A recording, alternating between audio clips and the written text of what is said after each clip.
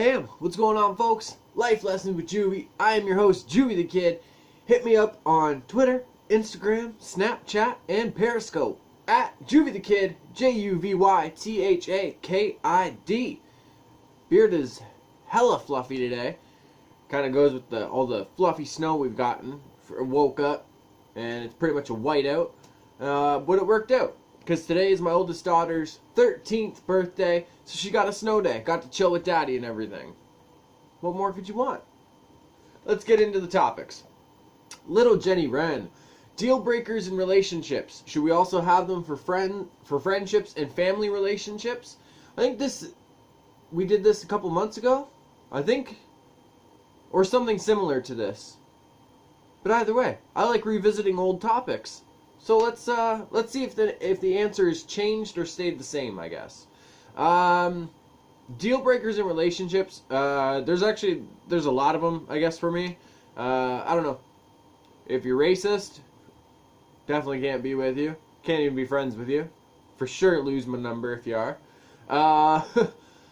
Deal breakers. If you're just like always negative towards other people, and it's always like, oh, this world is fucked, or this world is this, you know what I mean? Like, if it's just that type of like negativity all the fucking time, I don't know. Can't deal with that after a while. Starts to suck like the energy out of you, you know what I mean? Yeah, you should totally have them in friendships and family relationships, to be honest. I know everyone's like, oh, family is family. Well, no, that's not, like, just because somebody's your family doesn't get like an automatic pass for any shitty thing they do, you know what I mean? It's the same shit for friendships and for family, honestly. Like, if it's one of those things where it's like you see that it's bringing nothing positive to you, and it could be like taking more energy from you to even like keep this relationship going, then yeah, you got to get out of there.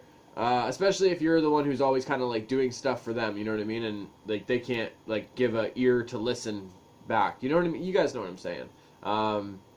But yeah, for sure have deal breakers with friendships and with family relationships too. Anything that's not going to help you progress like positively as a person and in life, it definitely, like, you should try and cut it out as much as you can. Lil homie 127. If I gave myself a goal in sobriety from drinking, and have almost doubled it actually, good job, I've considered having a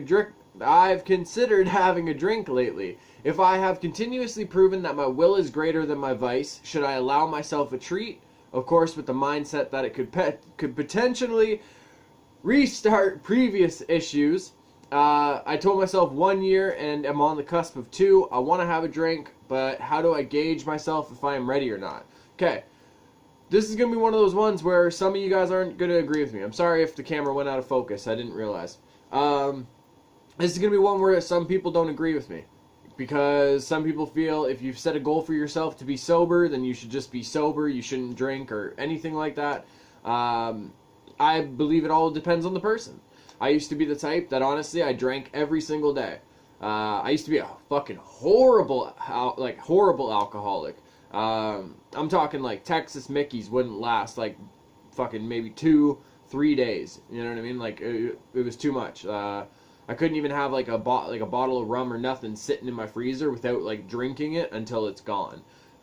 So yeah, I don't know. For me, I took a long break from drinking, and just kind of like over time, like I just kind of like developed like the limit for myself. You know what I mean? Because the thing is, like, once you have like the self-awareness enough to like, one, admit that you have a problem, two, acknowledge like how you were during that problem. Like with me, I wasn't a violent drunk. I wasn't like, I don't know. It was just one of those things where it's like I wasn't like a positive person to be around though. Like I wasn't the best person. Like a lot of the times I was like laughing, joking, just trying to have a good time.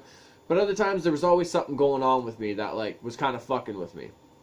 So it all just kind of like, it depends on what you have going on, because it's one of those things like, if you have the self-awareness, like I was saying, got a little off topic, or off track, sorry. So if you have the self-awareness enough to like, you admitted you have a problem, you know how you were during that time, if you feel that you're not that person in any way, shape, or form anymore, then it's really up to you. If it's one of those things, like if you feel you are self-aware enough to have that 1 or 2 drinks and then go to coffee or go like Gatorade, whatever it is, like not to overdo it, and you also understand the like consequences. Like, okay, I'm only gonna have 1 or 2 tonight. That's it, because if I drink too much, then I am putting myself at risk, and I'm getting too cocky with knowing my limit.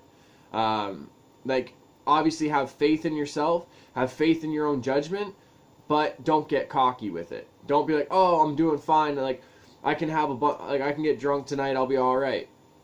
That might not be the best thing, because getting drunk, especially if you haven't drinking in almost 2 years, that's just gonna hit you hard. You're probably gonna wake up feeling like shit, feeling like you embarrassed yourself or something like that.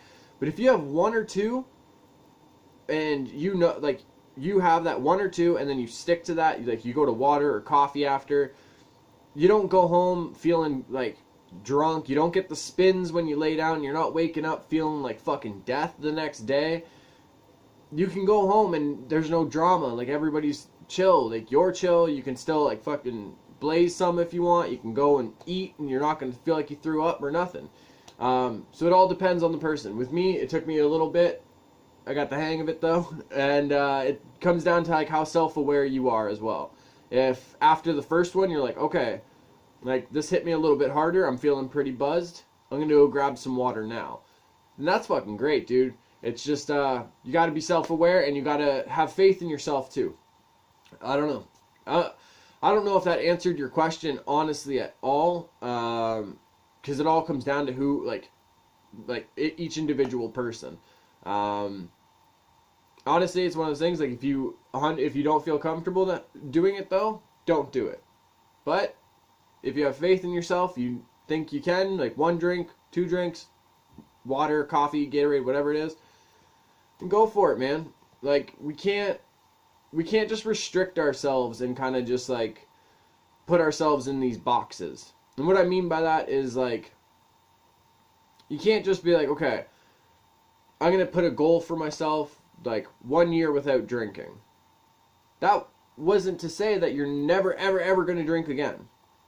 You know what I mean? Like, you accomplished that goal. Be proud of that. If you're on the cusp of 2, it's up to you, man.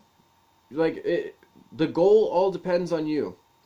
For me, I didn't set a goal. I just said I'm not going to drink for a long time. I'm just going to figure my own shit out and work on a lot of things that are affecting me. Did that, matured as a person, became more self-aware, and just, I don't know, was able to figure it out. Some people aren't, some people are. So, I don't know. I have faith in you, though. So do good. Hit me up on Snapchat, Periscope, Instagram, Twitter. Did that kind of backwards. At JuvyThaKid, JuvyThaKid. All my quiet kids, freaks, and weirdos. Keep being weird.